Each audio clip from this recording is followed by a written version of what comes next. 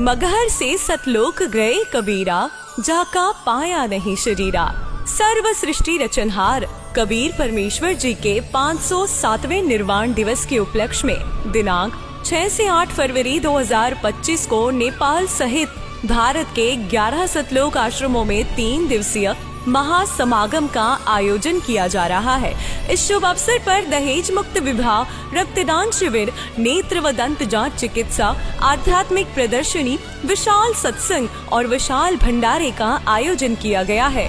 आप सभी को इस अद्वितीय कार्यक्रम में सादर आमंत्रित किया जाता है। आपसे विनम्र आग्रह है कि अपने परिवार सहित इस कार्यक्रम में पधार कर इस आयोजन की शोभा बढ़ाए और जगत गुरु तत्वदर्शी संत रामपाल जी महाराज जी के सानिध्य में होने वाले इस विशाल सत्संग व अमृतमय भंडारे का आनंद प्राप्त करें। इस भव्य कार्यक्रम का आयोजन सभी सतलोक आश्रमों में किया जाएगा। इस कार्यक्रम का सीधा प्रसारण सतलोक आश्रम श्री धनाना धाम, तहसील गोहाना, जिला सोनीपत, हरियाणा से आप 8 फरवरी 2025 को सुबह 9:10 से संत रामपाल जी महाराज YouTube चैनल और स्पिरिचुअल लीडर संत रामपाल जी पर देख सकते हैं।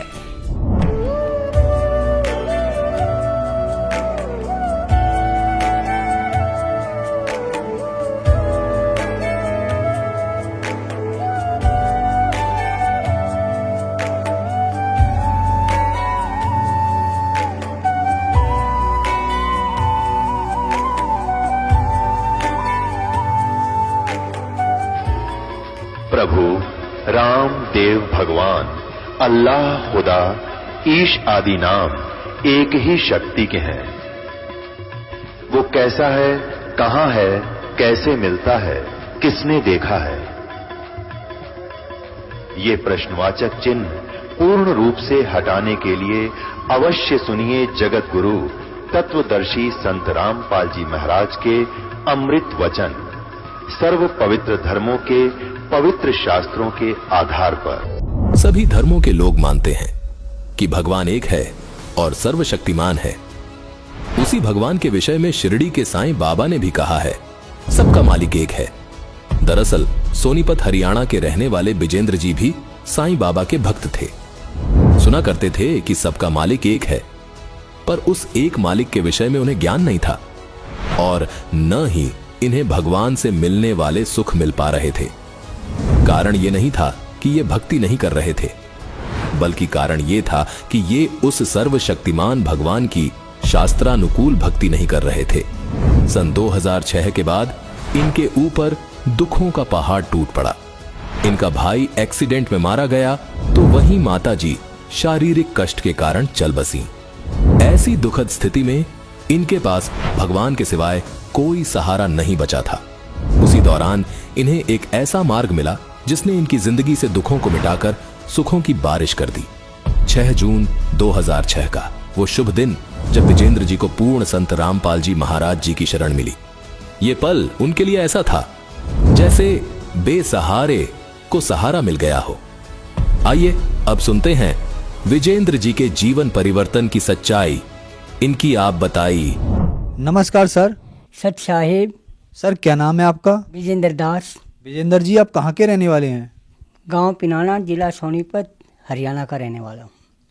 सर संत रामपाल जी महाराज से नाम दीक्षा आपने कब ली? 6/6/2006 को ली थी। सर संत रामपाल जी महाराज से नाम दीक्षा लेने से पहले क्या आप कोई भक्ति साधना भी करते थे?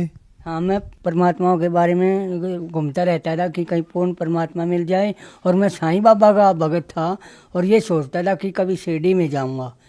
और साईं बाबा ने एक ही बात कही थी कि सबका मालिक एक, लेकिन मुझे नहीं मालूम था कि वो सबका मालिक एक है कौन। सर आपने बताया कि आपको साईं बाबा की एक बात पसंद आई कि सबका मालिक एक, तो क्या आपको सबका मालिक एक मिला?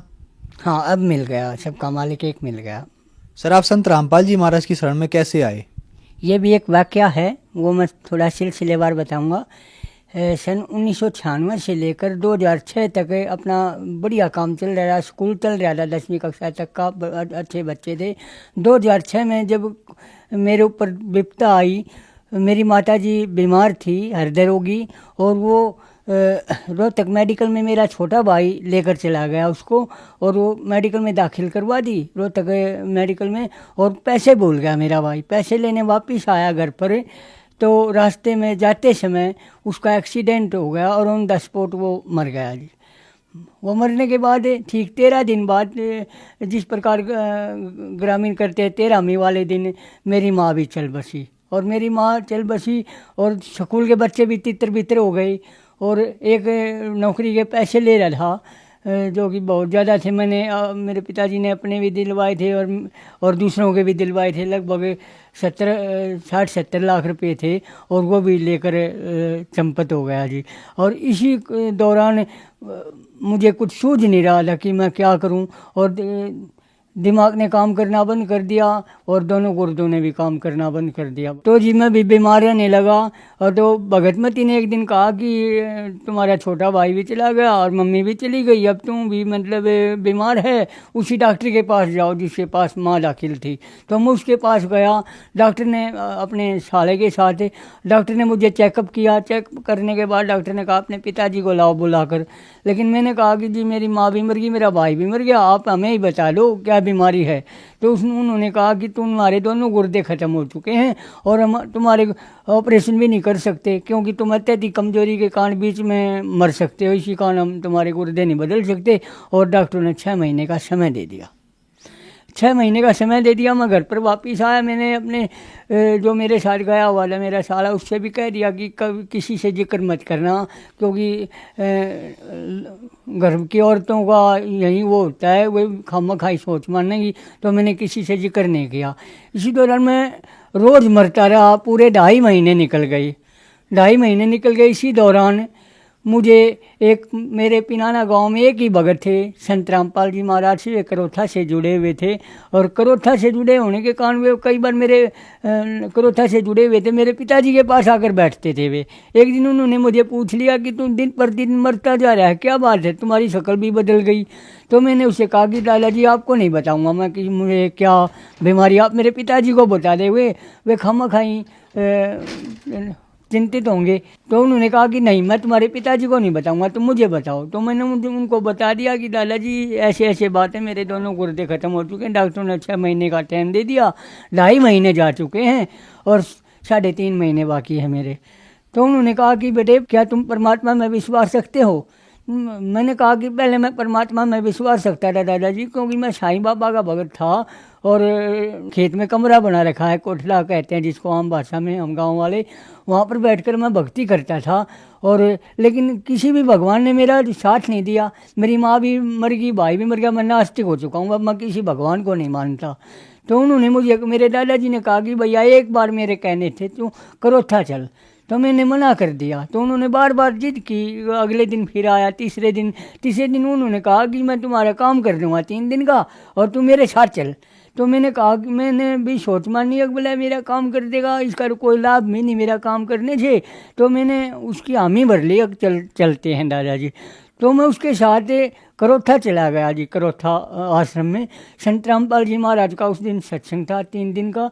और 3 दिन का सत्संग के दौरान संत रामपाल जी महाराज ने अपना सत्संग शुरू किया। तो मैंने भी देखा, मगर चलो देखते हैं। परमात्मा ने जब प्रमाणित किया, गीता जी के अध्याय नंबर 16 के श्लोक नंबर 23 में जब प्रमाणित किया, जो पुरुष शास्त्र विधि को त्यागकर अपनी इच्छा से मनमाना आचरण करते हैं उनको न तो सुख मिलता है, न उनकी गति होती है, न मोक्ष मिलता है। और 24वें श्लोक में कह दिया, इसे तेरे लिए है अर्जुन, करते और अकर्तों की व्यवस्था में अर्थात कौन सी भक्ति करनी चाहिए, कौन सी नहीं करनी चाहिए, इसके लिए शास्त्रीय प्रमाणित है। तो मेरा दिमाग घूम गया, क्योंकि मैं तो मनमाना आचरण कर रहा था, मुझे लाभ कहाँ से मिलेगा। तो उसके बाद संत रामपाल जी महाराज ने बताया कि आज तक मैं ओम नाम को सबसे बड़ा मानता था, क्योंकि हमें बचपन से शिक्षा दी जाती थी कि ओम नाम से तब बड़ा, इसका बड़ा न कोई जो सुमरन करे ओम का शुद्ध आत्मा हो। उसी दिन उसे अपने दादाजी का हाथ पकड़ लिया और उसे कहा कि दादाजी इस संत का नाम दिलवाओ मुझे, क्योंकि ऐसा ज्ञान मैंने आज तक नहीं सुना। तो मैंने 6 जून 2006 में संत रामपाल जी महाराज से गुरु दीक्षा ली। सर, जैसे कि आपके बताए अनुसार आप पे दुखों का पहाड़ टूटा हुआ था। पहले आपकी माताजी की मृत्यु हो गई और फिर आपकी भाई की मृत्यु हो गई, और आपका जो स्कूल था वो भी बंद हो गया। और जब आप परेशान रहने लगे, डॉक्टर ने आपको बताया कि आपके दोनों गुर्दे खराब हैं और आपकी जीवन ज़्यादा नहीं है। फिर आपने संत रामपाल जी महाराज से नाम दीक्षा ली। तो क्या संत रामपाल जी महाराज से नाम दीक्षा लेने के बाद आपकी परेशानियां ठीक हुई? तो संत रामपाल जी महाराज के से नाम दीक्षा लेने के पश्चात मुझे थोड़ा थोड़ा आराम महसूस हुआ और 1 हफ्ते में आराम लगने लगा। उसके बाद मैं घरवाली बोली कि तू एक बार दोबारा चेक करवा करा। तो मैं डॉक्टर के पास गया, उसी डॉक्टर के पास। उस डॉक्टर ने मेरा चेकअप किया और कहा कि तुम्हारे दोनों गुर्दे अब बिल्कुल सही हैं, तुमने कहाँ से दवाई ली? तो मैंने उनको बताया कि संत रामपाल जी महाराज से मैंने नाम दीक्षा ली। तो डॉक्टर तो नहीं मानते इस चीज़ को। तो मेरे दोनों गुर्दे ठीक होने के बाद मैं भी अचंभित रह गया और मैंने एक ही बात वो करी कि परमात्मा ने शास्त्र विधि अनुसार मुझे भक्ति दी और उससे मुझे बहुत सारे लाभ हुए। मेरे गुर्दे बिल्कुल ठीक हैं, 2006 से लेकर अब तक बिल्कुल ठीक है मेरे गुर्दे। उसके बाद मैं भगतमती को कहने लगा कि परमात्मा आए हुए हैं, चलो तुम भी चलो। तो भगतमती कुछ दिनों तक नहीं मानी, फिर भगतमती भी आ गई, पूरा परिवार आ गया। उसके बाद मेरे पिताजी थोड़े एंटी हो गए मेरे से, क्योंकि वे कहने लगे कि तू कहाँ जाने लगा, ऐसी जगह नहीं जाते। तो वे कहने लगे इस तरह ठीक है, मेरा छोटा बेटा जी जाता है, तू मर जानता उसकी जगह, वो भी ठीक था, तू कहाँ जाने लगा, और जब तू मरेगा तो 5.25 का प्रसाद बटूंगा, यहाँ तक भी कहने लगे। तो ये सिलसिला 2 साल तक चला और उसके बाद मेरे पिताजी बीमार पड़ गए जी। एक दिन बीमार पड़ने के बाद वे पूरे 15 दिन तक रोहतक मेडिकल में रहे। रोहतक मेडिकल में रहने के बाद उनको कोई आराम महसूस नहीं हुआ और ऑपरेशन बोल दिया। ऑपरेशन के दौरान डॉक्टरों ने कहा कि यहाँ पर मशीन नहीं है, तुम्हें बाहर से ऑपरेशन करवाना पड़ेगा, 4.5 लाख रुपये तक का खर्चा आएगा। तो फिर मैंने कहा पिताजी से कि पिताजी आपका ऑपरेशन करवाएंगे। और 2 बेड थे सर जी, एक बेड इस साइड में, एक बेड इस साइड में। एक बेड मेरे पिताजी लेते थे, एक पर मेरे पिताजी से भी कम बीमारी का मरीज लेटा हुआ था। रात को वो मर गया जी। रात को वो मर गया तो मेरे पिताजी सुबह उठे और आंखों में पानी आ गया उसके, और कहने लगे भाई विजेंद्र अब मैं बचूंगा नहीं, तुम मैं तेना बता दूँ किसका लेना देना है। लेकिन मैंने कहा कि पिताजी आपका ऑपरेशन करवाएंगे, भगवान ने सांस दे रखे तो उन्होंने थोड़ा मतलब आपका इलाज हम पूरा करवाएंगे। तो मैं चाय लेने के लिए नीचे आ गया सर जी। जब मैं ऊपर गया तो मेरे पिताजी ने एक ही बात कही थी कि बेटे विजेंद्र एक काम नहीं कर देता हूँ। मैं क्या पिताजी? तो उन्होंने कहा कि तू अपने बाबा के पास ले चल मुझे। तो परमात्मा ने बड़ी लीला की और घर पर ले आया मैं उसको, वहाँ से छुट्टी दिलवा कर। और अगले ही दिन सत्संग था 3 दिन का, संत रामपाल जी महाराज के पास ले गया और सत्संग के दौरान पूरा सत्संग सुना 2 दिन। और तीसरे दिन उन्होंने नाम दीक्षा ली और धीरे धीरे उसको आराम लगना शुरू हुआ। और मैंने फिर डॉक्टर से चेकअप करवाया तो वे भी स्वस्थ हो गए और आज तक स्वस्थ हैं। मेरे पिताजी शराब बहुत पीते थे, क्योंकि हफ्ते में 2 दिन तक तो दीवारों का सहारा लेकर घर पर आते थे, क्योंकि कईयों ने शिकायत भी की कि अपने पिताजी को संभालो, ज़्यादा पीते हैं। और ओक्का तो यहाँ तक पीते थे कि खेत में जाओ थे ना, जब ओक्टी भर कर ले जाया करते ताकि बीच में नशा न टूट जाए, इतना ज़्यादा नशा करते थे। और संत रामपाल जी महाराज ने उसका नशा बिल्कुल छटवा दिया जी। और अब ये ओके की तरफ अदर ओके का धुआं भी उसको मतलब आनी करता है जी। अब परमात्मा ने धीरे धीरे दोबारा लाइन पर गाड़ी चढ़ा दी और अब दाल रोटी ठीक चल रही है इस दास की, और परमात्मा की रजा हो रही है। और लाभ मीना मेरे घर में लड़ाई झगड़ा भी रहता था, लेकिन वो परमात्मा की रजा से वो भी बिल्कुल ठीक हो गया। भूत प्रेतों की समस्या थी, मेरी माता जी और मेरे जो छोटे भाई थे वे भूत प्रेतों के कहानी चले गई। और भूत प्रेतों की समस्या से मुझे निजात संत रामपाल जी महाराज ने दिलवाई, अब कोई समस्या नहीं है। तो जो श्रद्धालु आज आपको देख रहे हैं और वो भी किसी न किसी बीमारी से ग्रस्त है, उनके लिए आप क्या कहना चाहेंगे? उनके लिए ये दास कहना चाहेगा कि आप संत रामपाल जी महाराज से शास्त्र विधि अनुसार संत रामपाल जी महाराज दीक्षा देते हैं, उससे दीक्षा लीजिए और अपना कल्याण करवाइए। क्योंकि बगैर शास्त्र विधि के जो हम भक्ति करते हैं उससे कुछ नहीं हो सकता, न तो बीमारी कट सकती है और न हमारा मोक्ष हो सकता है। शास्त्रों के अनुसार भक्ति कीजिए और संत रामपाल जी महाराज से नाम दीक्षा लेकर और अपना कल्याण करवाइए। सर, संत रामपाल जी महाराज से नाम दीक्षा कैसे ली जा सकती है? कई टीवी चैनलों पर सत्संग आते हैं और उनके नीचे एक पट्टी चलती रहती है, उसमें फ़ोन नंबर दिए हुए हैं। आप फ़ोन करके किसी भी नज़दीक नामदान सेंटर से संपर्क करके संत रामपाल जी महाराज से नाम दीक्षा ले सकते हैं। धन्यवाद सर। सच्चाई। दर्शकों, अभी आपने सुने संत रामपाल जी महाराज से दीक्षा प्राप्त करके सुखी हुए भक्त के अनुभव। अब देखिए जगत गुरु तत्वदर्शी संत रामपाल जी महाराज के मंगल प्रवचन। अब हम जिस प्रसंग पर आज आगे बढ़ेंगे, अब हम उसको निर्णय करते हैं कि रजगुण ब्रह्मा है, सतगुण विष्णु, तमगुण शिव जी।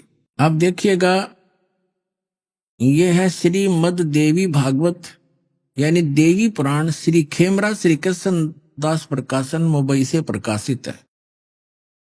अथ देवी भागवतम सभाष्टिकम समात्यम, खेमरा श्री कृष्ण दास प्रकाशन बम्बई 4 से प्रकाशित है। यहां पर तीसरा सकंद प्रारंभ होता है। अत श्री मद देवी भागवते भाषा टीका युक्ते तृतीय सकंद है प्रारंभते। अब तीसरा सकंद प्रारंभ होता है। हम इसके हम आपको 11 पृष्ठ पे ले चलते हैं। ये 11 पृष्ठ पे 5वां अध्याय, इसमें यहां हम पढ़ेंगे 5वें अध्याय का 8वां श्लोक। हे मात्र, यो 7वां समाप्त हुआ। हे माता, यदि हमारे ऊपर सदा आप दया युक्त हो तो हमको तमोगुण में किस प्रकार प्रदान किया। शंकर भगवान बोल रहे हैं, ब्रह्मा रजोगुण और हरि सतगुण युक्त किए।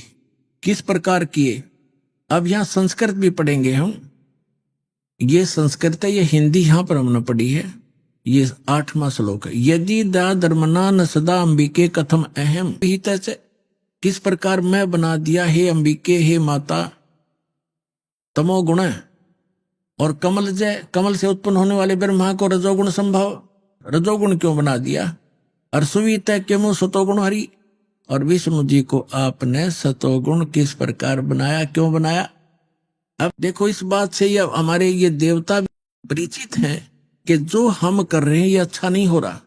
इसलिए तो ये कह रहे हैं कि यदि आप हम पर दया युक्त हो तो हमारे को ऐसा क्यों बना दिया। ब्रह्मा से निकल रहे वो उसकी तरंगों से सब प्राणी प्रभावित होते हैं और सृष्टि उत्पत्ति करते हैं, बच्चे पैदा करते हैं।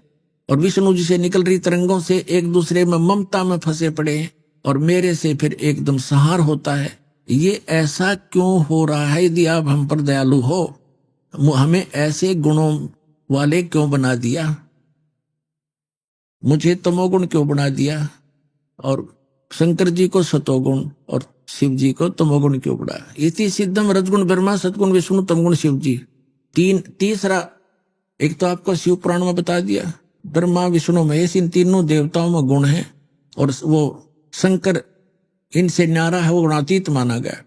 और अब आपको सिद्ध करते हैं मार्कंडेय पुराण गीता प्रेस गोरखपुर से प्रकाशित के 123 पृष्ठ पर देखिएगा।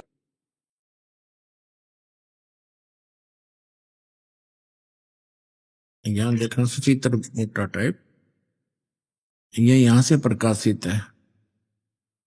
इसके 123 पृष्ठ पर आप देखिएगा, ये 123 पृष्ठ है।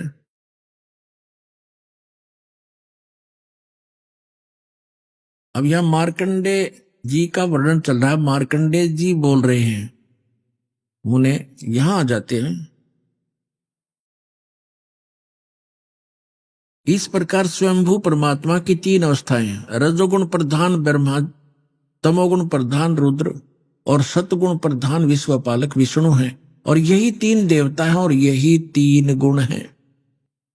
ब्रह्मा विष्णु महेश कहो या रजगुण सतगुण तमगुण कहो, इति सिद्धम। अब श्रीमद् भगवत गीता का 7वां अध्याय श्लोक नंबर 12 से लेकर 15 आप जी को समझ में आएंगे और स्वीकार्य होंगे। पुण्यात्माओं, टीचर का काम होता है इन गूढ़ रहस्यों को सरलता के साथ श्रोताओं को समझाए। आज तक हमारे धर्मगुरु और हमारे भगवान ने परिचित नहीं थे आत्म ज्ञान से। सतयुग के ब्राह्मण ऋषि महर्षि भी इस तत्व ज्ञान से अपरिचित थे। तो पुण्यात्माओं, सौभाग्य है आपका जन्म ऐसे समय में आप शिक्षित हैं, और ये तत्व ज्ञान को उजागर करने का परमपिता कबीर भगवान का आदेश है। यो दास आपको भेज दिया, आपके सामने पेश है, और आपका अब कल्याण होगा, पूरे विश्व का कल्याण होगा।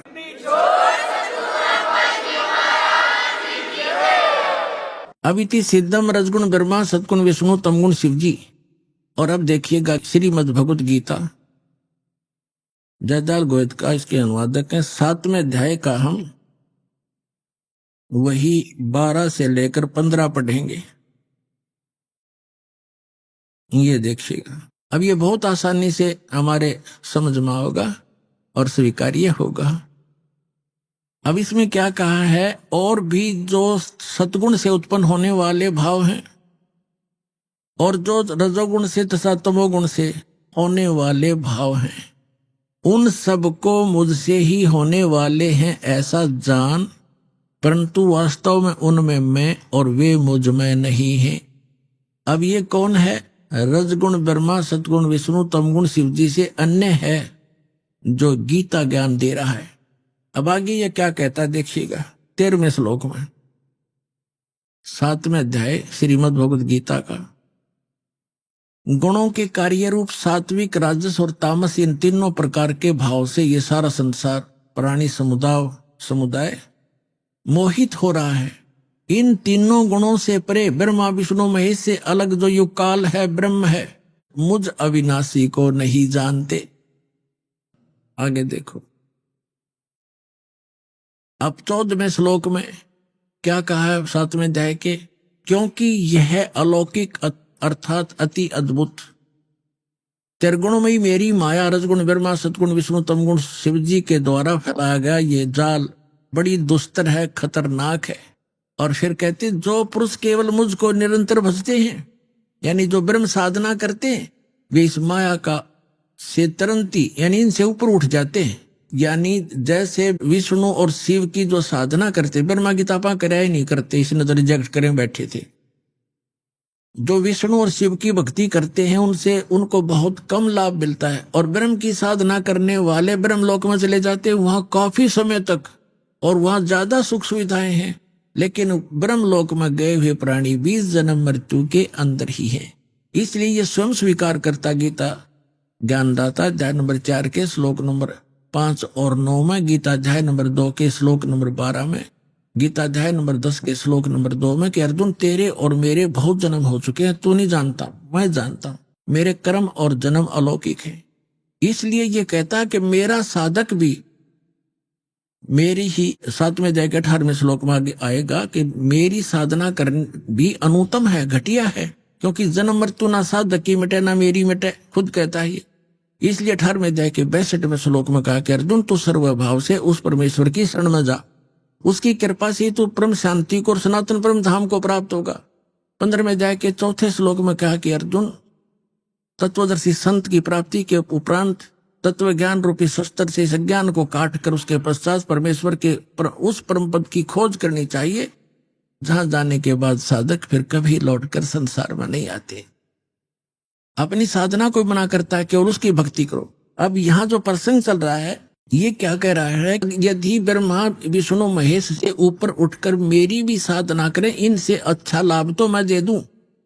ये मेरी साधना करने वाले इनसे तर जाते हैं, इनसे ऊपर उठ जाते हैं, इनकी भक्ति नहीं करते, वो ब्रह्मलोक प्राप्त करते हैं। ये देखिएगा अब 7वां अध्याय का हम अब 14वां श्लोक पढ़ रहे हैं। क्योंकि यह अलौकिक अर्थात अति अद्भुत त्रिगुण में ही मेरी माया रजगुण ब्रह्मा सतगुण विष्णु तमगुण शिव जी द्वारा फैलाया गया जाल बड़े दुस्तर है, और जो पुरुष मुझको ही निरंतर भजते हैं वो इस माया का यानी ब्रह्मा विष्णु महेश से ऊपर उठ जाते हैं, मेरे वाला लाभ प्राप्त करते हैं। 15 माया के द्वारा ब्रह्मा विष्णु महेश की साधना तक और इन्हीं से मिलने वाले लाभ पर जो दृढ़ हो चुके हैं और कोई सुनने को तैयार नहीं, उनके विषय में कहा है। जो इनके उपासक हैं तीनों गुणों के, ब्रह्मा विष्णु महेश के, माया के द्वारा जिनका ज्ञान हरा जा चुका है।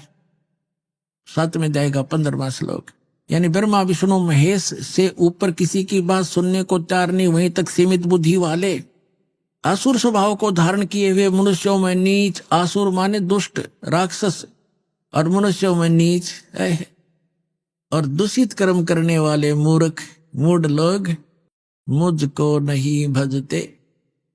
हो गया सिद्ध। अब क्या कह रहा गीता ज्ञानदाता, अब इस कंसेप्ट को क्लियर करना पड़ेगा। अब यहाँ क्या बताया है कि रजगुण ब्रह्मा, सतगुण विष्णु, तमगुण शिव जी की जो पूजा करते हैं उनको कहा असुर स्वभाव को धारण किए हुए मनुष्यों में नीच दूषित कर्म करने वाले मूर्ख, ये मेरी भक्ति भी ना करते, ब्रह्म तक की साधना भी नहीं करते। अब इसी से संबंधित आगे दिखाते हैं इसी 7वें अध्याय के 20, 21, 22 में। अब देखिएगा 7वें अध्याय का अध्याय नंबर 7 श्रीमद् भगवद गीता अध्याय नंबर 7 का और श्लोक नंबर हम 20 पढ़ेंगे।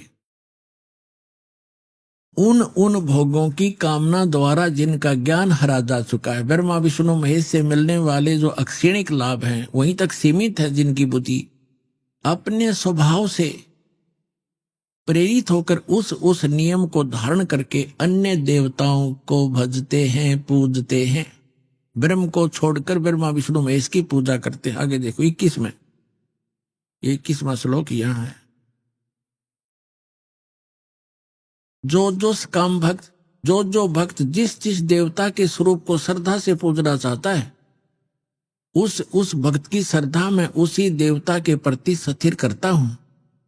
अब 22 में क्या कहा है, वह पुरुष उस श्रद्धा से युक्त होकर उस देवता का पूजन करता है और उस देवता से मेरे द्वारा ही विधान किए हुए उन इच्छित भोगों को निसंदेह प्राप्त करता है। अब गीता ज्ञानदाता यहाँ क्या कहना चाहता है कि जो भी भक्त परमात्मा के लिए प्रयत्नशील है और ये अन्य देवताओं की पूजा करता है, वो भक्ति तो कर रहा परमात्मा की मानकर, लेकिन वो उन देवताओं से जो भी लाभ मिल रहा है उनको मैंने ही कुछ शक्ति दे रखी। जैसे अभी आपने शिव पुराण में पढ़ा, इसने कहा कि तुम तीनों ने एक एक विभाग प्राप्त कर रखा मुझसे, वो काल कहता है। रजोगुण विभाग प्राप्त है ब्रह्मा जी को, सतोगुण विभाग प्राप्त है विष्णु जी को, तमोगुण विभाग प्राप्त है शंकर जी को।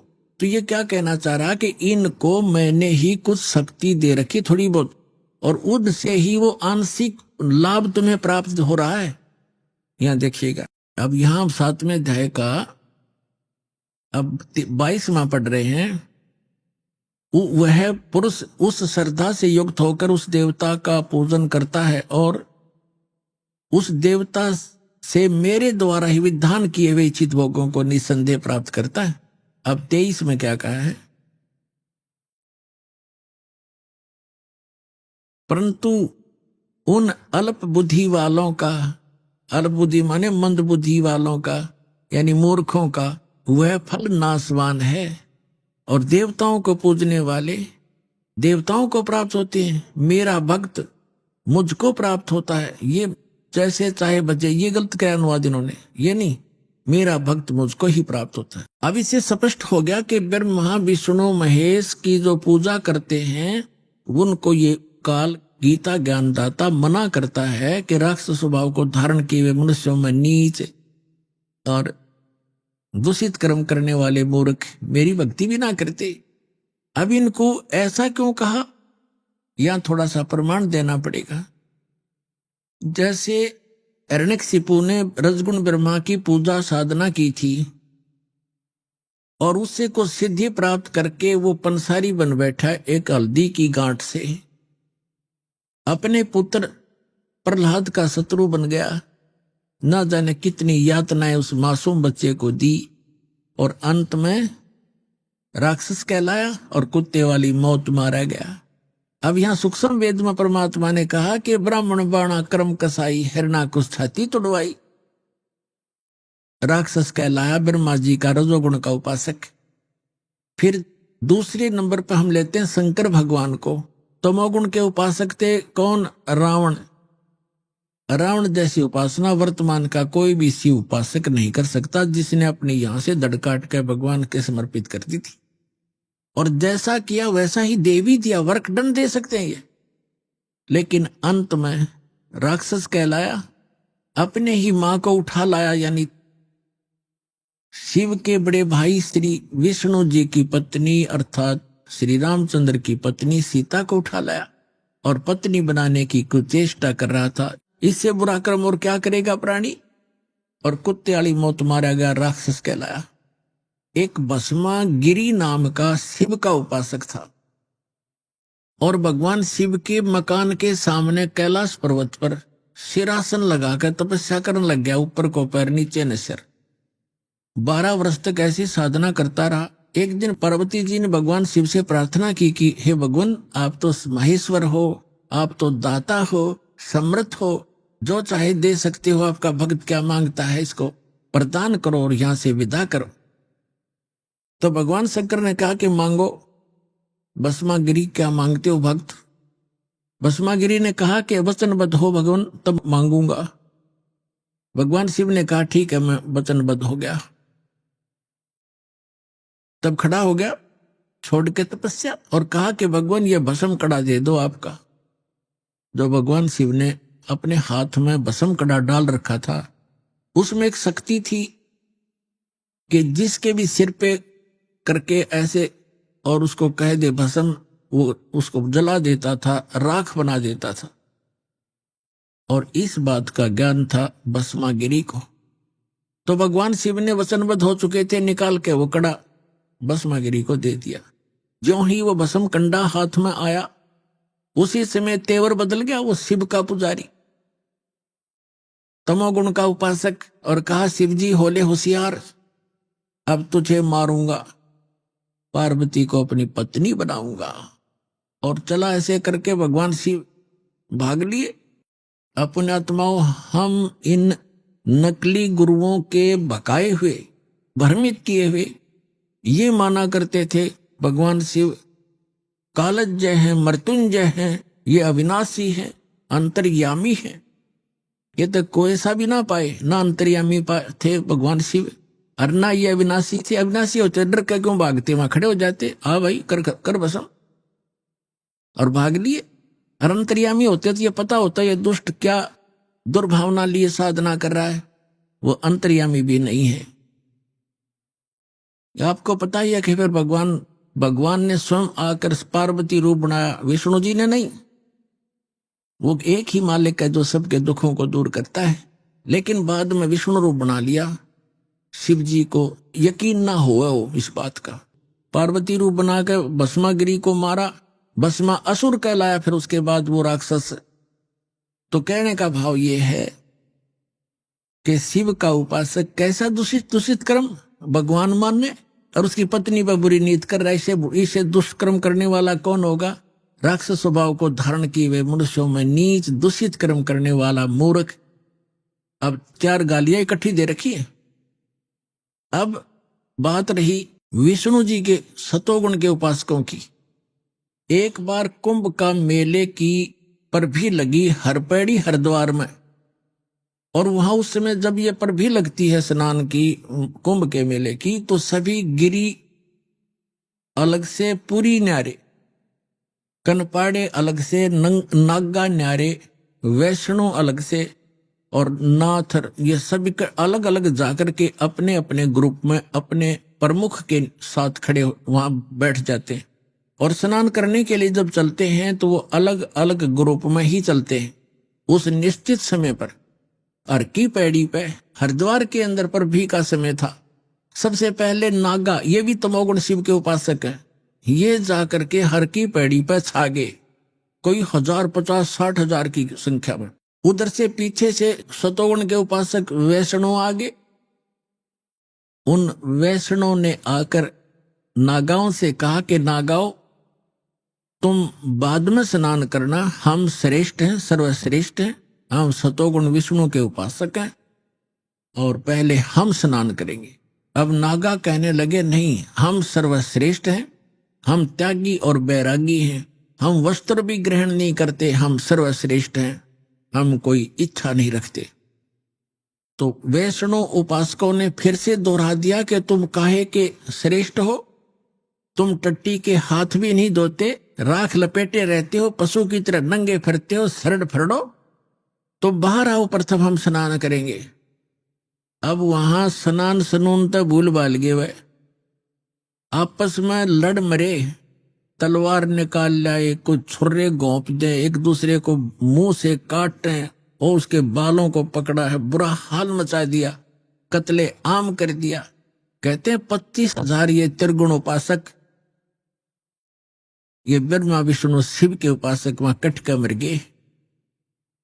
इसके विषय में सुख संवेद में परमात्मा ने कहा है, तीर तुपक तलवार कटारी जम दड़जोर बधावे हैं, हर पैड़ी हर हेत नहीं जाना, और वहां जा तेग चलावे, काटे शीस नहीं दल करुणा ये जग में साध कवावे हैं, और जो जन इनके दर्शन को जावे उनको भी नरक पठावे। क्या बताया कि काटे शीस, तीर तुपक तलवार कटारी और डट के लठ बजावे हैं, और हर पैड़ी हर हेत नहीं जाना। वैसे तो हर की पैड़ी कहें, भगवान की छाती पे कत्लेआम कर दिया इन मूर्खों ने। और काटे शीस नहीं दल करुणा, दिल में दया नहीं नालायकों के, और काटे शीस एक दूसरे को काट डाला। और नहीं दल करुणा जग में संत कवावे हैं, और जो जन इनके दर्शन जावे, यानी इनका अनुयायी जो बन गया उनको भी नरक पठावे। तो पुण्यात्माओं, इससे सिद्ध हो गया श्रीमद् भगवत गीता अध्याय नंबर 7 के श्लोक नंबर 12 से लेकर 15 का ये सारांश हो गया कि इन तीनों गुण, रजगुण ब्रह्मा, सतगुण विष्णु, तमगुण शिव जी के जो उपासक हैं, इनकी साधना नहीं करनी चाहिए। श्रीमद् भगवत गीता ये सदग्रंथ बताता है, इनकी साधना करने से कोई मोक्ष नहीं होता, उल्टा ये इनको ऐसी उपमा दी है जो आपको वर्णित की बार बार कहना अच्छा नहीं लगता। तो यहां भगवान कहा करते थे, तीन देव की जो करते भक्ति, उनकी को देना होवे मुक्ति। गुण तीनों की भक्ति में ये भूल पड़ो संसारे, कह कबीर निज नाम बिना कैसे उतरो पारे।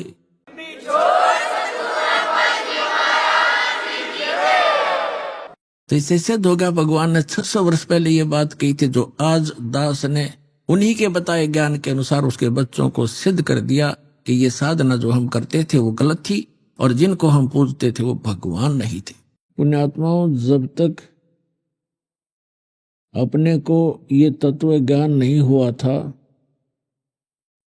तब तक हम इसी व्यवस्था को बहुत ही अच्छा मानते थे।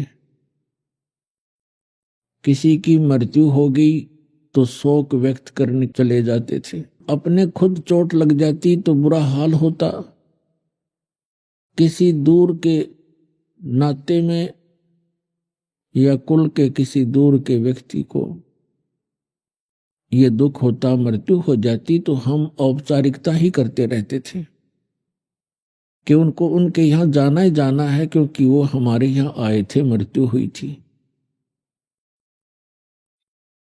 और हमारे पास कोई विकल्प नहीं था।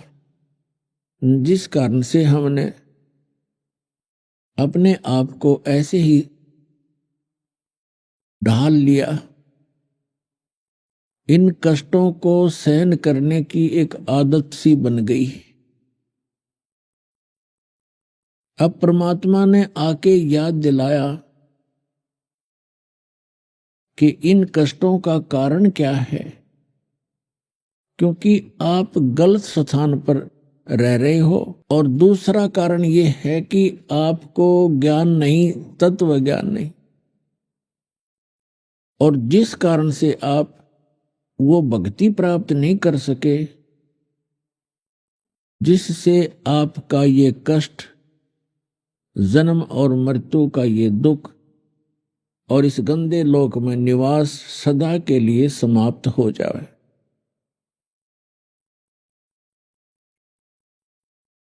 उस ज्ञान को स्वयं बताने के लिए परमेश्वर अपने निज धाम से आते हैं, जहां हम और आप पहले रहा करते थे।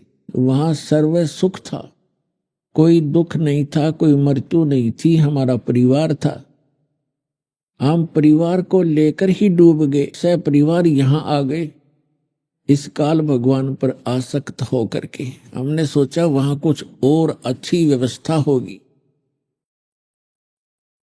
अब इसने हमारी यहाँ पर कैसी झांकी काट रखी है, कैसा जुलूस निकाल रखा है। कोई गधा बना दिया, कोई कुत्ता बना दिया, कोई सूअर बना दिया।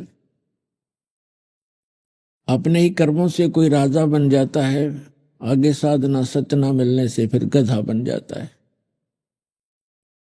पुण्यात्मा, अध्यात्म ज्ञानहीनता आज तक हमें यहीं पर रोके रहने में सफल रही। अब परमात्मा ने आकर वो यथार्थ ज्ञान बताया। अब उस यथार्थ ज्ञान के अंदर मोक्ष प्राप्ति के लिए, भक्ति साधना को सफल बनाने के लिए कौन कौन से नियम हैं, वो मर्यादा बताई। कोई भी कार्य है मर्यादा के बिना नहीं होता। इस लोक में परिवार की भी एक मर्यादा होती है, विवाह शादी जिससे नाते होते हैं उनकी भी मर्यादाएं होती हैं। जैसे बिजली है, बिजली इलेक्ट्रिसिटी, इसकी भी नियम है, मर्यादा है। उन मर्यादाओं को रखेंगे तो ये लाइट हमें प्राप्त रहेगी। ठीक इसी प्रकार साधना की कुछ नियम हैं, मर्यादाएं, उनको हमने निभाना ही पड़ेगा। इनमें सबसे प्रथम है कि गुरु की आवश्यकता होती है। किसी भी भक्त की साधना गुरु के बिना सफल नहीं हो सकती, और गुरु भी पूरा हो। इनकम्प्लीट गुरु से बात नहीं बनेगी। ज्ञान पूरा हो, पूरा गुरु मिलेगा तो आपको सारी वस्तु ही संपूर्ण मिलेंगी, क्योंकि पूरे का काम पूरा ही होता है। अब गुरु के बिना बात बने नहीं। परमात्मा ने स्वयं आकर के ज्ञान दिया है कि आप जी श्री राम और श्री कृष्ण जी को तो बहुत ही समर्थ मानते हो, और उन्होंने भी गुरु बनाने पड़े। अभी आपने सुने संत रामपाल जी महाराज के मंगल प्रवचन। आइए अब सुनते हैं संत रामपाल जी महाराज से नाम दीक्षा लेकर सतभक्ति करके अद्भुत लाभ प्राप्त करने वाले अनुयायी के विचार। नमस्कार दर्शकों। शिक्षा की सबसे बड़ी उपयोगिता तब होती है जब वह न केवल व्यक्ति के भौतिक जीवन को बल्कि उसके आध्यात्मिक जीवन को भी सफल बना दे। आमतौर पर लोग पढ़ाई लिखाई कर नौकरी पाने को सफलता मानते हैं, लेकिन असली सफलता तब मिलती है जब व्यक्ति शिक्षा के माध्यम से शास्त्रों में लिखे गूढ़ रहस्यों को समझकर सही आध्यात्मिक मार्ग पर चले। इसी असल सफलता को हासिल किया है नेपाल के स्कूल सुपरवाइजर रह चुके सुखदेव शर्मा जी ने। सुखदेव जी ने संस्कृत में मास्टर्स की है और शिक्षा का सही लाभ उठाते हुए काफी ग्रंथों का अध्ययन भी किया है, जिसमें काफी संत, महंत और महर्षियों का जिक्र आता है। और साथ ही सुखदेव जी को ग्रंथों में मिला एक शब्द तत्वदर्शी संत, जिस शब्द ने उनके मस्तिष्क में एक बहुत बड़ा प्रश्नवाचक चिन्ह खड़ा कर दिया कि आखिर तत्व क्या है और कौन है तत्वदर्शी संत। दर्शकों, आपको बता दें कि सुखदेव जी का यह प्रश्नवाचक चिन्ह विराम चिन्ह में तब्दील हो गया जब उन्होंने तत्वदर्शी संत द्वारा लिखित ज्ञानवर्धक पुस्तक ज्ञान गंगा पढ़ी। संस्कृत का विद्यार्थी होने के कारण पुस्तक में वर्णित संस्कृत श्लोक के अनुवाद को भी गहनता से जाना तो पाया कि तत्वदर्शी संत रामपाल जी महाराज जी के समान पृथ्वी पर कोई संत नहीं है जो शास्त्रों के सिद्धांत समझा सके। साथ ही संत जी के शुभाशीर्वाद से सुखदेव जी के सर्व रोगों का निःशुल्क ही निवारण हो गया और मोक्ष का मार्ग मिल गया। अब आप स्वयं सुनिए एक पढ़े लिखे शिक्षित व्यक्ति की आध्यात्मिक सफलता की कहानी, उनकी अपनी जुबानी। सर नमस्कार। सत साहब। सर क्या नाम है आपका? सुखदेव शर्मा गेवाली दास। कहाँ से आए आप? काठमांडू, नेपाल से। सर क्या काम करते हैं आप? मैं पहले तो इंस्पेक्टर ऑफ स्कूल था, सुपरवाइजर कहते हैं नेपाल में। मैं स्कूलों को सुपरविजन किया करता था और शिक्षकों को मैं तालीम देता था। सर आप इतने एजुकेटेड हैं, आप नेपाल से चलकर आए और हिंदुस्तान में संत रामपाल जी महाराज से नाम दीक्षा ली, तो सर संत रामपाल जी महाराज के बारे में आपके क्या विचार हैं? जगत गुरु तत्वदर्शी संत रामपाल जी के बारे में हमारा विचार ये है कि अभी तक हमने जो शास्त्री पास किया है, मैं संस्कृत का विद्यार्थी होने के नाते हमने शास्त्री पास किया। शास्त्री पास करते करते हमने इतने ग्रंथ टटोले, इतने ग्रंथों में पढ़ा,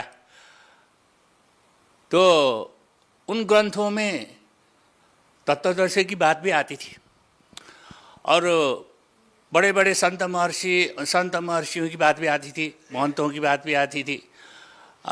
मैं उससे पहले आकर के यहीं हिंदुस्तान में आकर के हमने संस्कृत की शिक्षा दीक्षा ली।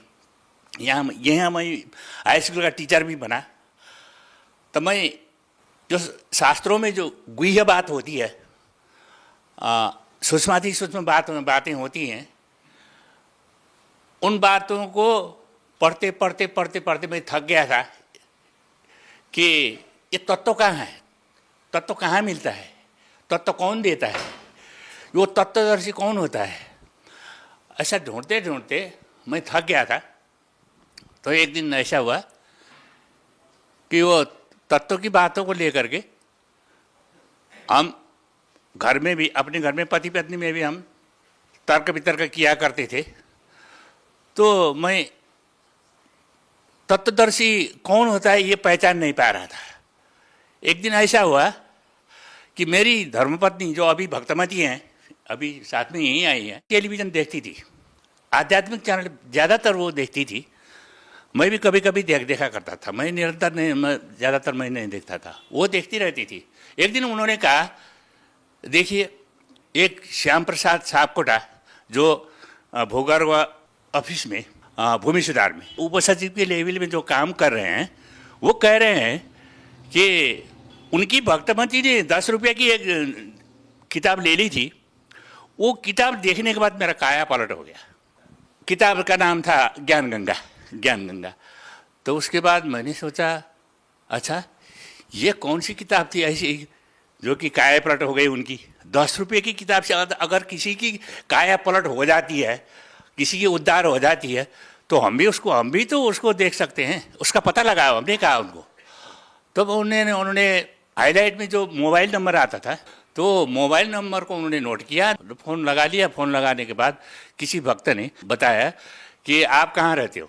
हम बालाजू, काठमांडू के नज़दीक एक बालाजू गांव है, गोलडुंगा, वहाँ रहते थे। तो गोलडुंगा से तो बहुत नज़दीक, स्वयंवीर के नज़दीक एक भक्त रहते हैं, उनके पास ज्ञान गंगा की किताबें मिल जाती हैं, आप वहाँ जा कर के ले लो। उन्होंने कहा। तो बाद में जा कर के फिर मैं दूसरे दिन ही मैं चला गया, वो किताब मैं ले आया। किताब को देखा तो किताब देखने के बाद हमें विश्वास हो गया कि उसमें तो सारा विश्व ब्रह्मांड का ही ज्ञान रखा हुआ है। उसमें लिखा हुआ था देवी भागवत एक श्लोक, 3 स्कंद का 4 अध्याय का 42वां श्लोक है। वो श्लोक मुझे याद है, ब्रह्माहमीश्वर बर किलते प्रभावात् सर्वे वयम जनियुता नयदातु नित्या केन्येषुरा शतमख प्रमुखाश्च नित्या नित्या त्वमेव जननी प्रकृति। इसमें लिखा है, उसमें एक वाक्य आता है, सर्वे वयम जनियुता। ब्रह्मा विष्णु शंकर तीनों मिल करके भगवती के पास जाकर, दुर्गा के पास, शेरा वाली जो दुर्गा है उनके पास जाकर के उन्होंने कहा कि भगवती माता, हे भगवती, सर्वे जन, अगर हम मरणशील हैं, हम इतने सबसे बड़े हम देवता हैं, हम ही मरणशील हैं, तो इस दुनिया में और कौन होगा जो नाशवान नहीं है। तो जो नाशवान है वो तो आप ही हैं, सदा रहने वाले तो आप ही हैं। आखिर इस प्रकार उन्होंने जो प्रार्थना किया हुआ जो श्लोक हमें मिला, तो उसी श्लोक से हमें बहुत ज्ञान की इच्छा हुई, आगे बढ़ने की इच्छा हुई, खोज करने की इच्छा हुई, अनुसंधान करने की इच्छा हुई। तो करते करते हम ज्ञान गंगा को पढ़ते गए। फिर वेद के कंडिकाएँ, हमारे सदगुरु रामपाल जी महाराज जी ने जो वेद के चारों वेद की जो कंडिकाएँ दे रखी है, उस श्लोक नहीं कहते, वेद की कंडिका कहते हैं, कंडिका को दे रखी है। चारों वेदों के श्लोक को हमने पढ़ा। तो उसके बाद ये फैसला किया कि हाँ, इससे अलावा और कोई वो नहीं है। सर, आपने संस्कृत में एमए की है। संत रामपाल जी महाराज पर कुछ लोगों का आरोप है कि संत रामपाल जी महाराज अर्थों का अनर्थ कर देते हैं। आप तो संस्कृत में एमए हैं, आपने संस्कृत को बहुत बारीकी से समझा है, तो सर आपके क्या विचार है संत रामपाल जी महाराज के बारे में? उन लोगों को ये भी पता नहीं है कि तत्वदर्शी संत क्या होता है और किसको भगवत प्राप्ति, जिसने भगवत प्राप्ति नहीं किया हो वो वेद को समझ भी नहीं सकता और समझा भी नहीं सकता। इसीलिए मुझे तो ये विश्वास हो गया कि हमारे संत जगतगुरु तत्वदर्शी संत रामपाल जी महाराज को भगवत प्राप्ति भी हुई है, पूर्ण ब्रह्म परमेश्वर भगवान ने दर्शन भी दिया है। उसके बाद ही वो तत्वदर्शी संत बने हैं। तत्वदर्शी संत की उदय सदा नहीं होती, करोड़ों वर्ष में एक आध बार ही होता है। ये हमारा सौभाग्य है कि 600 वर्ष कबीर परमेश्वर का बनारस में आए थे। उसके बाद फिर अभी हमारे देखने में तो चर्मचक, हमारे जो चर्मचक्षु है, चर्म का होता है ये चमड़े की चक्षु है, आँख है, उस आँख से तो हम उनको देखते हैं, हमारी तरह देखते हैं। तो वो चर्मचक्षु से उनका भी चर्म ही है, देखने में चर्म है, लेकिन वो साक्षात ईश्वर है। साक्षात ईश्वर वेद ने ही प्रसिद्ध किया है, क्योंकि वेद ज्ञानपरक ग्रंथ है। वेद में भ्रामक बातें नहीं होती है। वेद में जो कुछ लिखा है वो सत्य लिखा है, उसी सत्य के आधार पर ही। और भगवान का भेद भी वेद में ही है। इस वेद से भगवान मिलते तो नहीं हैं, सूक्ष्म वेद में जाकर के ही वो मिलते हैं। हमारे जो तत्वदर्शी संत रामपाल जी महाराज हैं, वेदों का संपूर्ण निचोड़ निकालने के लिए जो यहाँ अवतरण हुआ है उनका, वो साक्षात ईश्वर के रूप में अवतार हुआ है, पूर्ण ब्रह्म परमेश्वर के रूप में अवतार हुआ है, कबीर परमेश्वर के रूप में अवतार हुआ है। इसके अलावा इस विश्व ब्रह्मांड में कहीं भी कोई भी विकल्प नहीं है। आपका ये कहना है कि संत रामपाल जी महाराज ही तत्वदर्शी संत है? कोई भी इसका खंडन नहीं कर सकता है।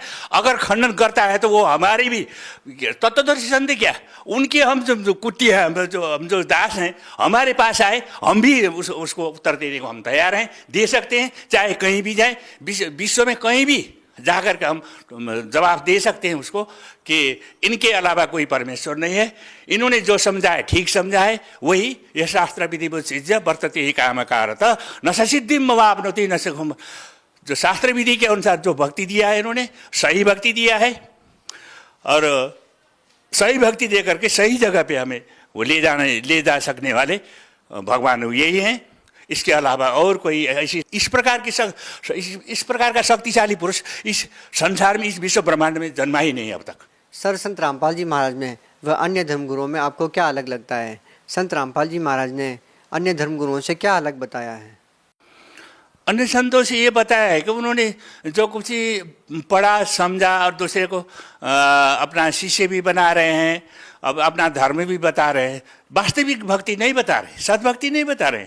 हमारे संत रामपाल जी महाराज जो बता रहे हैं, सद्भक्ति बता रहे हैं। उस सद्भक्ति के अनुसार उसमें जो सिद्धांत भी है, व्यवहार भी है। सबसे पहले तो सिद्धांत को समझा लिया है ज्ञान गंगा के मार्फत। ज्ञान गंगा क्या, और भी बहुत ही ऐसी किताबें, गहरी नजर में गीता है। इन किताबों के मार्फत, इन ग्रंथों के मार्फत उन्होंने सबसे पहले तो सिद्धांत को समझा दिया। सिद्धांत के बाद उन्होंने ये कह दिया कि देखो, अगर ये सिद्धांत को समझने के बाद अगर मर्यादित भक्ति नहीं करोगे, भक्ति करो मर्यादा में रहो, ऐसा है उनकी वाणी, ऐसी है, भक्ति करो मर्यादा। अगर मर्यादित तरीके से आप व्यवहार में नहीं आओगे, व्यवहार में नहीं उतरोगे, तो आप फिर फिसल जाओगे, आप फिर गड्ढे में गिर जाओगे। सर, आप भगत समाज को क्या संदेश देना चाहेंगे? जो भक्ति में अब आए हैं, उनको भी भूरी भूरी प्रशंसा करते हुए, मैं इस विश्व में जितने भी हिंदू संस्कार में जन्म ले चुके हैं और जो हिंदू संस्कार में जन्म नहीं ले चुके हैं, जैसे क्रिश्चियन लोग भी हैं, मुसलमान लोग भाई हैं, वो सब इस ज्ञान को समझें। सबसे पहले समझें तत्वदर्शी क्या तो है, इसको समझें। ज्ञान गंगा किताब हिंदी में भी लिखी हुई है, नेपाली भाषा में भी लिखी हुई है, अंग्रेजी में भी लिखी हुई है। सबसे पहले इसको पढ़ें और तत्वदर्शिता को पहचानने के बाद फिर यहाँ आकर के हमारे सदगुरुदेव से नामदान लें और अपनी कल्याण करवाएं। सर, आपका कहना है कि संत रामपाल जी महाराज के बताए अनुसार आप भक्ति कर रहे हैं, जो कि शास्त्रों के अनुसार हैं। तो सर, संत रामपाल जी महाराज ने जो भक्ति आपको दी है, उससे आपको क्या लाभ मिला? मेरे को बहुत लाभ मिले। सबसे पहले तो मुझे लाभ तो सद्भक्ति का मार्ग मिल गया। सबसे बड़ा लाभ तो ये है, मैं जीवन मरण से मैं रहित हो सकता हूँ। अगर मैं दृढ़ भक्ति मैंने किया तो मैं बस वो अविनाशी, जहाँ जाकर फिर लौट के आना ही नहीं पड़ता है। उस भक्ति मार्ग को मैंने पता लगा लिया, मुझे फिसलना नहीं चाहिए। दूसरा ये है कि शारीरिक और मानसिक जो लाभ होते हैं, तो मेरा शारीरिक लाभ भी है मुझे। मैं हृदय रोगी हूँ, हृदय का रोगी हूँ, मुटु का रोगी हूँ। हमें मुटु कहते हैं, हमारी नेपाली भाषा में मुटु कहते हैं। हृदय रोगी हूँ मैं। मेरा हृदय रोग था और डॉक्टरों ने मुझे बचा लिया था। तो वो कहते थे कि 2-3 महीने बाद आप यहाँ आकर के फॉलोअप में आओ और अपना चेक करा लिया करो, नहीं तो फिर तुम्हारा फिर हार्ट अटैक हो जाएगा, तो मर जाओगे, ऐसा कहा था। तो संत रामपाल जी महाराज के पास जब ज्ञान गंगा के माध्यम से जुड़ गया, इस मिशन में जुड़ गया, और बरवाला में हिसार बरवाला में सतलोक आश्रम में मैं आया। आने के बाद हमारे गुरुदेव ने मेरे सिर में जब हाथ रख दिया, हाथ रखने के बाद पहली बात तो ये है कि ये हृदय रोग है। मुझे तो ऐसे अभी भी ऐसे आभास हो रहा है अब मेरा कोई रोग ही नहीं है। खास दवा तो हमें ये मिल गया है कि भगवान साक्षात पूर्ण ब्रह्म परमेश्वर ने हमारे सिर में जब हाथ रख दिया, उसके बाद मैं स्वस्थ हो गया हूँ। मुझे कोई चिंता भी नहीं है, संपूर्ण चिंता से दूर हो गया हूँ। और इसके बाद शारीरिक रोग है, ये सर्दी जुकाम बहुत लगता था हमें, सुबह से शाम तक छी करता, छींकियाँ आती रहती थी, वो बंद हो गया। मुझे दमा होता था, मेरे पिताजी 60 वर्ष में गुजर गए दमा के कारण। मुझे वही दमा, क्योंकि वो हेरिडिटी होती है ना, हेरिडिटी के कारण मुझे भी दमा हो गया था। दमा अब नहीं है, बिल्कुल शून्य अवस्था में। कितनी उम्र होगी आपकी? मैं 71 साल का हो गया, 71। इसके बाद मेरे शरीर में एलर्जी होता था।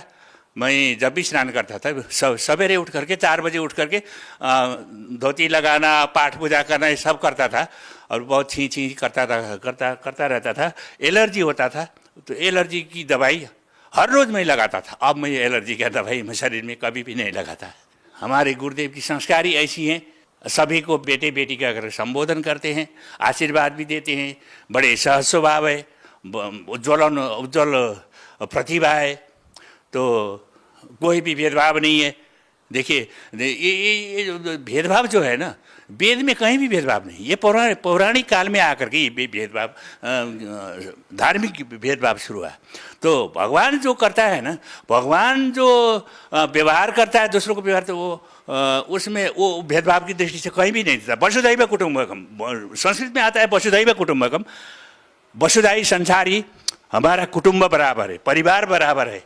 यही दृष्टिकोण हमारे सदगुरु रामपाल जी महाराज के मस्तिष्क में रहता है। और सभी को अपने बच्चे की तरह समझते हैं, सभी को सत्कर्म में लगाते हैं। वो कहते हैं कि बार बार कहते हैं कि तुम मर्यादित काम करो, मर्यादा में रहो और भक्ति करो, मर्यादा में रहो और कर्म करने की सभी छूट है। और जो खाने का चीज़ है वो खाओ, न खाने वाला चीज़ मत खाओ।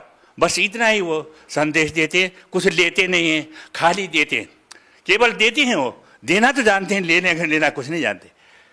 इसलिए वो सभी को बच्चे मानकर वो शिक्षा दीक्षा दे रहे। जी धन्यवाद सर साहब।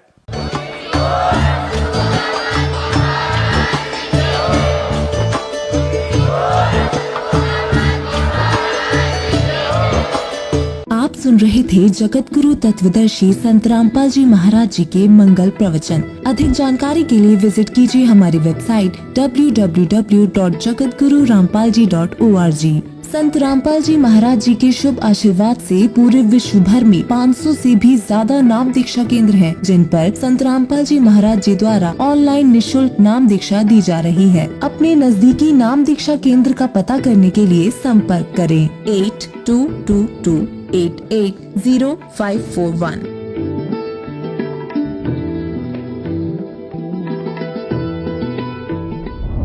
मगहर से सतलोक गए कबीरा, जाका पाया नहीं शरीरा।